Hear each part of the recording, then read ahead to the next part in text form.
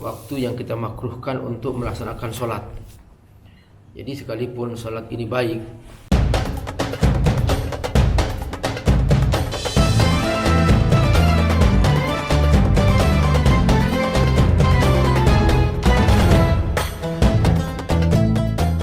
jangan lupa donasi untuk keberlangsungan FAT-TV ini.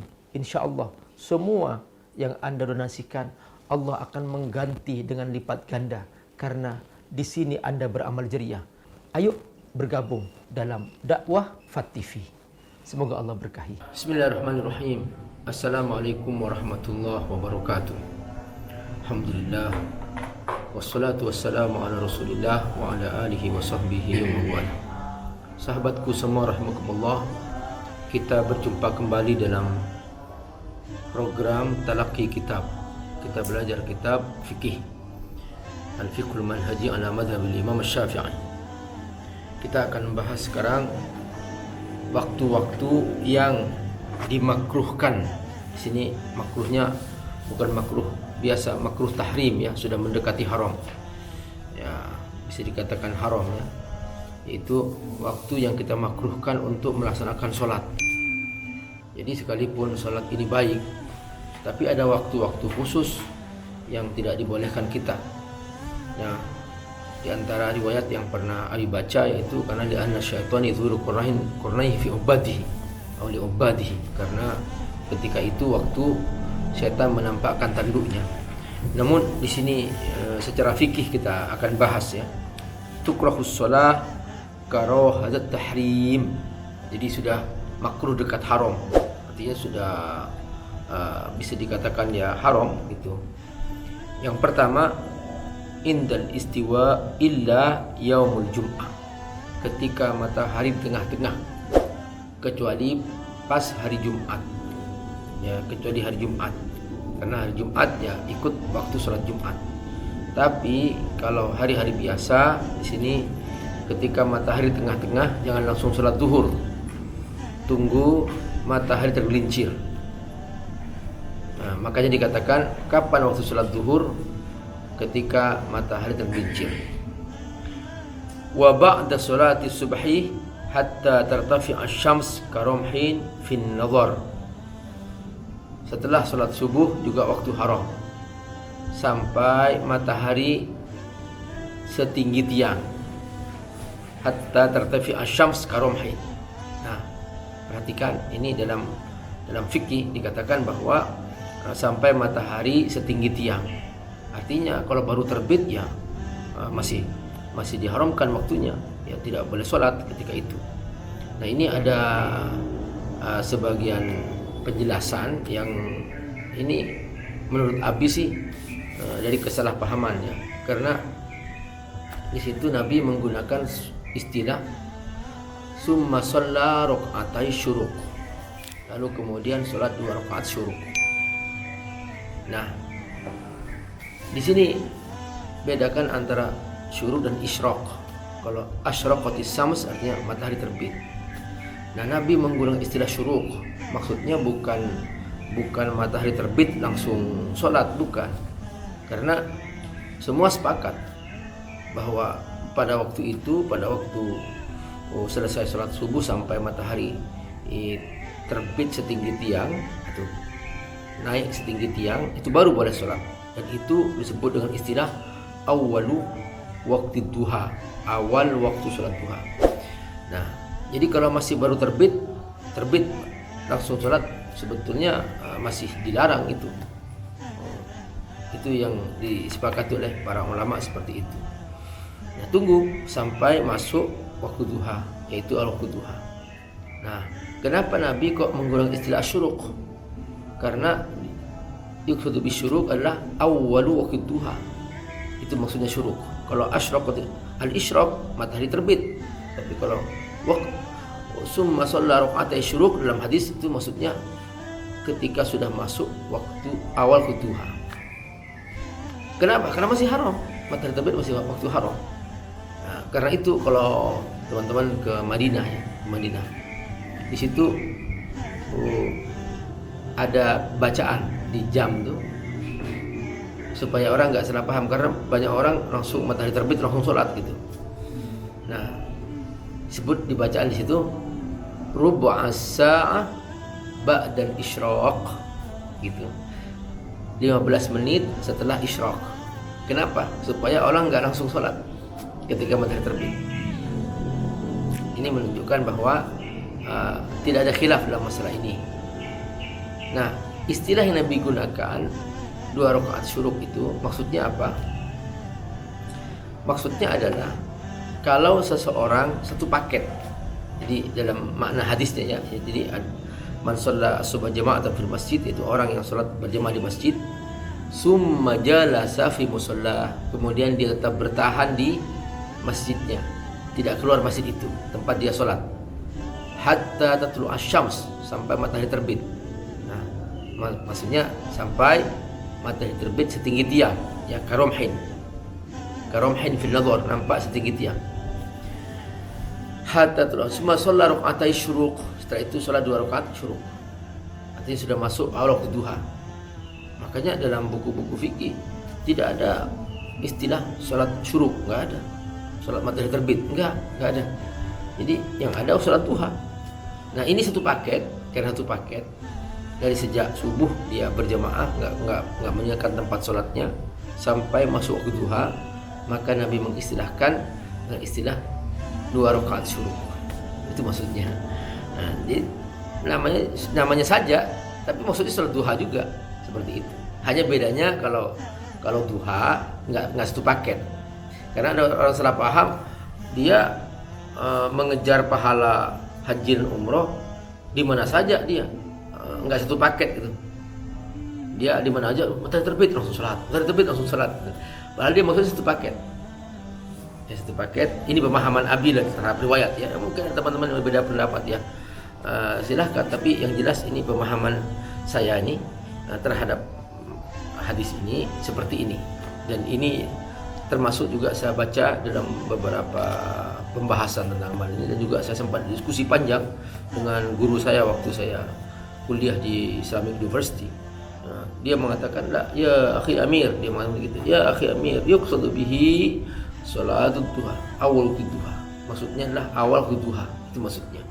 Jadi nggak ada istilah salat khusus syuruk, nggak sampai seperti itu. Kenapa? Karena dia ini adalah satu paket. Jadi kalau terpisah nggak satu paket, ya salat duha biasa, ya salat duha biasa. Jadi nggak kebagian pahala yang maksudnya pahala haji dan umrah itu. Yang kedua yang diharamkan juga ba'da salatil asr hatta taghrub asy-syams, setelah salat asar sampai matahari terbenam. Ini juga haram waktunya. Dalilnya apa? Hadis surat Muslim nomor 831 dari Uqbah bin Amir radhiyallahu an. Qala, dari Uqbah bin Amir ini berkata, tentu Uqbah bin Amir ini dia mendengar Rasulullah SAW ya. Salah saat kana Rasulullah SAW yanhana an nusalli fihin. 3 waktu yang Nabi larang untuk kita sholat di dalamnya. Wa an naqbir mautana, juga dilarang menguburkan mayit pada saat itu. Pertama, hina tatlu asy-syams, hina tatlu asy-syams bazughatan hatta tartafi', ketika matahari baru terbit ya. Maksudnya sudah salat subuh sampai matahari setinggi tiang. Hatta tartafi'a, maksudnya tartafi'a karabhin fil nadhar, sampai tinggi setinggi tiang dalam penampakannya. Wa hina yaqumu qa'imudz dhahirah hatta tamilu syams, yaitu ketika matahari tengah-tengah sampai tergelincir. Wa hina tadayyafa syams lil ghurub hatta taghrub, yaitu ketika sudah salat asar sampai matahari tenggelam. Itu penjelasan daripada hadis tersebut. Wa hadhil karaha illam yakun lis-shalah sabab mutaqaddim. Nah, ini dimakruhkan, makruh tahrim kalau tidak ada sebab. Tapi kalau ada sebab boleh. Baik itu sebab sengaja atau tidak sengaja. Au ta'ammudud dafn fiha. Misalnya, amma idza lam yata'ammad fiha ad-dafn wajah ittifaqan. Jadi yang diharamkan juga dia sengaja menentukan nanti dikuburkan setelah sholat asar misalnya, dengan sengaja. Nah itu yang tidak boleh, dimakruhkan. Tapi kalau tidak sengaja karena memang waktunya dikuburkan, memang dia meninggal langsung dikuburkan, itu nggak ada masalah. Tapi kalau disengaja memang mau ditunda-tunda supaya dikuburkan sudah asar misalnya, itu tidak boleh. Tapi kalau memang dia meninggal saat itu juga dan dikuburkan segera ketika itu juga, itu nggak ada masalah karena ada sebab. Wa amma idza lam yata'ammad fiha dafan wa ja'a ittifaqan, jika terjadi secara tiba-tiba ketika itu untuk dikuburkan, atau kan disolat sebabun mutaqaddim, atau solatnya itu ada sebabnya, misalnya kasunatil wudu wa tahiyatul masjid wa qada'il faitah, karena habis wudu langsung salat 2 rakaat wudu, masuk masjid salat 2 rakaat tahiyatul masjid, atau dia untuk melaksanakan qada, misalnya dia tertidur ya, waktu tertidur terus bangun setelah salat asar belum salat duhur misalnya, ya itu salat qada namanya. Nah itu boleh. Karena apa? Karena la karahata fi dzalika, karena itu tidak dimakruhkan, ada sebabnya. Apa dalilnya? Hadis riwayat Imam Bukhari nomor 592, dari Imam Muslim nomor 684 dari Anas radhiyallahu anhu dari Nabi SAW. Man nasiya salatan, siapa yang lupa salat, falyusalli idza dzakaraha, adalah dia salat ketika dia ingat. Salat ketika dia ingat. La kafarata laha illa dzalika, enggak ada kafarahnya. Wa aqimis sholata li dzikri, dalam ayat dikatakan salatlah aku untuk mengingat aku. Surah Thaha ayat 14. Faqauluhu idza dzakaraha, di sini maksudnya kalau kamu mau ingat, yadullu ala anna waqtaha al-masyru', karena waktu salat bagi orang yang lupa ya ketika dia ingat. Wal matalib bi salatiha fi huwa waktu dzikr, karena dia waktu zikir, waktu ingat. Wa qad yadhkuruha fi ahadil awqat al-manhi anha, fadalla ala istisna'i dzalika minal manhi. Kadang dia ingat pada waktu haram, ya enggak ada pilihan, maka dia kerjakan pada waktu dia ingat saja, sekalipun itu waktu haram. Hadis Bukhari nomor 1176 dan hadis Muslim nomor 834 dari Ummu Salamah radhiyallahu anha, annahu sallallahu alaihi wasallam shalla raka'atain ba'da al-'asr. Ummu Salamah istri Rasulullah SAW melihat Nabi salat 2 rakaat setelah salat asar. Fasa'altuhu an dzalika, dia bertanya, ini kan waktu haram Nabi, kenapa kau lakukan? Faqala ya binta Abi Umayyah, wahai putri Abi Umayyah, sa'alti an raka'atain ba'da al-'asr, kamu menanyakan tentang salat 2 rakaat setelah asar yang aku kerjakan. Wa innahu atani nasun min Abdul Qais, jadi datang seorang dari Abdul Qais tadi itu. Fasyaghalani, aku sibuk dengan mereka. An rakaatain allataini ba'da zuhur, aku enggak sempat salat 2 rakaat setelah salat zuhur. Nah, perlu ingat ya, Nabi mengqadha salat 2 rakaat setelah salat zuhur, salat sunnah. Allataini ba'da zuhur. Fa huma hatan. Nah, itu qadanya Nabi karena dia sedang sibuk dengan kaum dari Abdul Qais. Wa qisa 'ala al-qada wa irha, maka dikiaskan kepada itu mengqada salat yang lain-lain. Wisasna min hadzal nahi mutlaqan haram Makkah.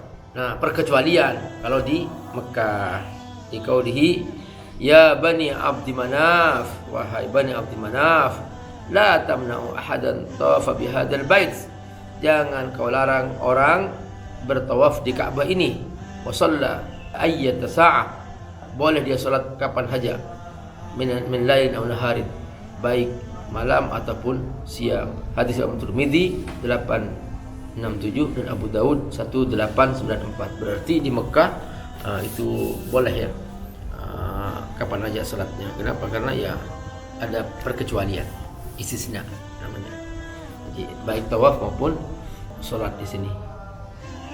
Wa shalli ayyata sa'ah, salatlah kapan aja. Jadi kalau kita melihat di Mekah orang salat kapan aja ya, itu karena perkecualian di Mekah. Oke, semoga berkahi, insyaallah Allah barik fikum. Assalamualaikum warahmatullahi wabarakatuh.